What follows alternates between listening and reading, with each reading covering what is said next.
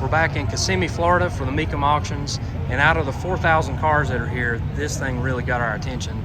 57 Ford Fairlane 500, and it's a Skyliner, which means that this hard top actually folds back and stores away inside of this giant deck lid. And it has a bunch of mechanisms and solenoids that operates that, but what really stopped me in my tracks was the fact that this is an F-code car, meaning that it has a McCullough supercharger from the factory. So it pulls air in from this very unique air box into that supercharger unit. See that little tiny belt? That helps to compress air and force it down into the 312 cubic inch Y-block engine.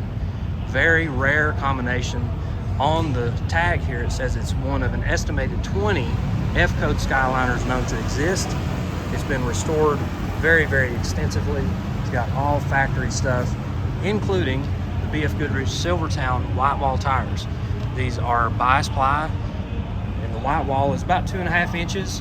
Very correct for the 1957 era, as tires, wheels, and whitewall widths were changing pretty quickly, going from the huge white walls and really tall tires to shortening up those sidewalls and getting a little bit more performance out of the tires. So this car is absolutely slick. It's got all the right pieces, complete nut and bolt restoration. If we take a good close look at these tires, you can see they're original style bias ply tires, and they're 814 in size.